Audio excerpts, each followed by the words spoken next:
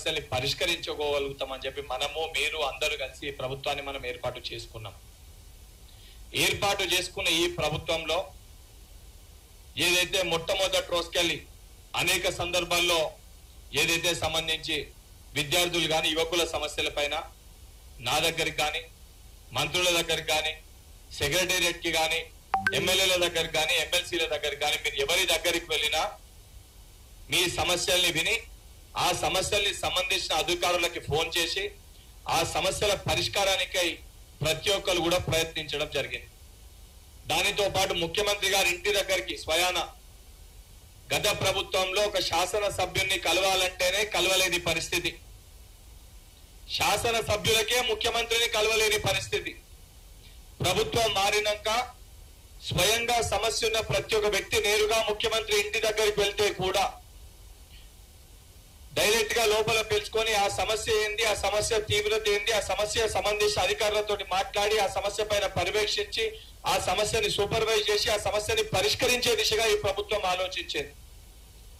ఆ సందర్భంలో కొంతమంది కోపం ఉన్న విద్యార్థులు ఏదైతే పెద్ద సంఖ్యలో వెళ్లి ధర్నా చేసే ప్రయత్నం చేసినా కూడా ఈ ప్రజాస్వామ్యంలో దాన్ని కూడా స్వాగతిస్తూ వాళ్ళు ఒక బాధ ఆవేదనతోటి వాళ్ళు మాట్లాడుతుండ్రు.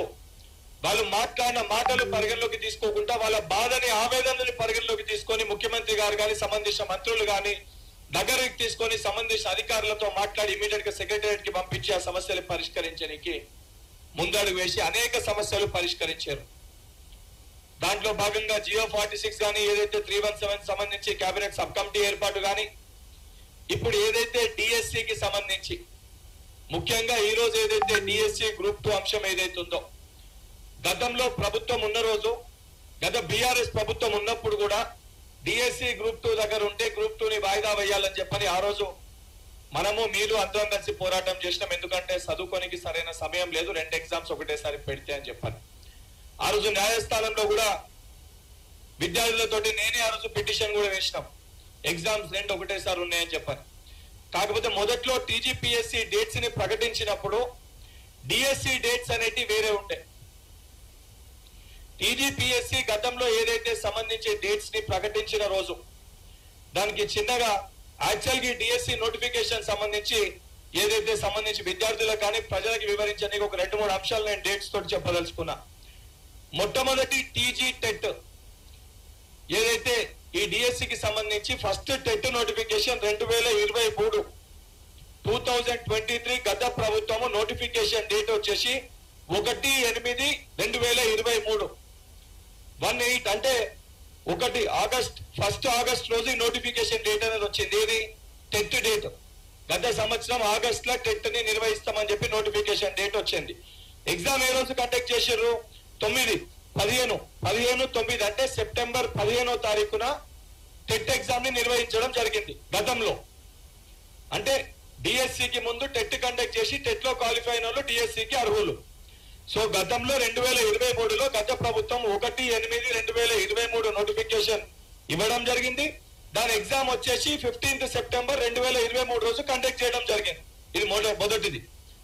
రెండోది ఏదైతే సంబంధించి ఆ రోజు డిఎస్సి నోటిఫికేషన్ ఎప్పుడు ఇచ్చారు?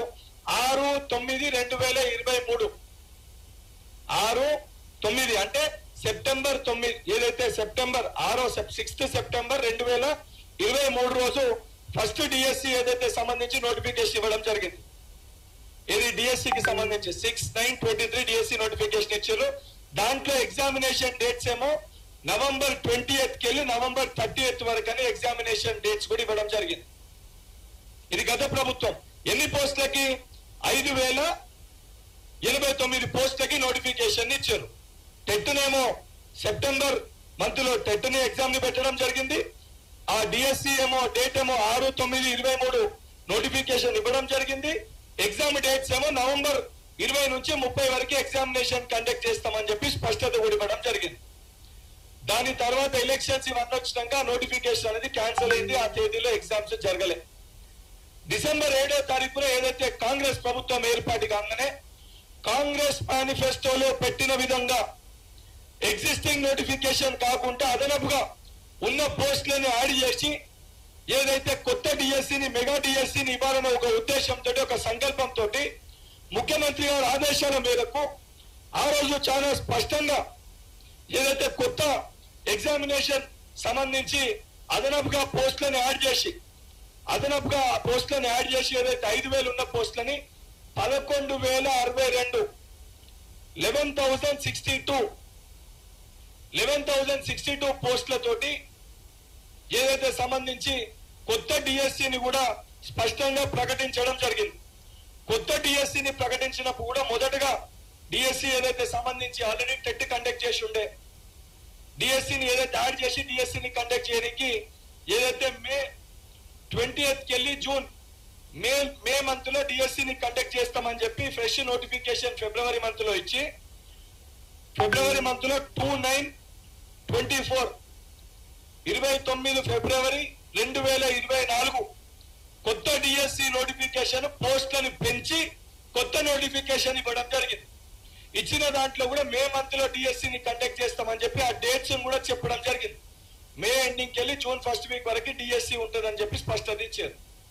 ఇచ్చిన తర్వాత కొంతమంది స్టూడెంట్స్ ఏదైతే గతంలో టెట్ ఎగ్జామ్ టఫ్గా ఉండే టెట్ లో క్వాలిఫై కాలేకపోయినామో సుమారు మరొకసారి కొత్త టెట్ ని మీరు కండక్ట్ చేస్తే అడిషనల్ గా ఒక 3-4 లక్షల మంది అప్లై చేసుకొని డిఎస్సికి అర్హత పొందుతామని చెప్పని ఆ రోజు ఏదైతే డిఎస్సికి ఈరోజు అర్హత కలిగిన అభ్యర్థులు కానీ సంబంధించిన విద్యార్థి నాయకులు యువజన నాయకులు అందరి రిక్వెస్ట్ మేరకు సరే ఏదైతే సంబంధించి మరొకసారి టెట్ నిర్వహిస్తామనే ఉద్దేశంతో డిఎస్సిని పోస్ట్ పోన్ చేసి ఆ రోజు ఏదైతే డిఎస్సి స్లాట్స్ ఉన్నాయో మే జూన్ లో ఏదైతే ఉన్న డిఎస్సి స్లాట్స్ లో టెట్ ని నిర్వహించడం జరిగింది. ఈయన అసలైన విషయం తాగు ఆ రోజున్న డిఎస్సిని పోస్ట్ పోన్ చేస్తూ టెట్ ని ఆ పాత డిఎస్సి డేట్లలో టెట్ ని నిర్వహించడం జరిగింది. టెట్ ని నిర్వహించి చాలా స్పష్టంగా ఏదైతే గత ప్రభుత్వానికి చిత్తశుద్ధి లేక 4,500 పాఠశాలల్ని మూసేస్తే 100% గ్రామీణ ప్రాంతంలో ఉన్న ప్రతి బలహీన వర్గాల విద్యార్థులకి మెరుగైన విద్యను అందించాలని ఒక సంకల్పంతో ఆ పాఠశాలను ఏదైతే పునరుద్ధరించాలని ఒక సంకల్పంతో ప్రభుత్వం తీసుకొని తక్షణమే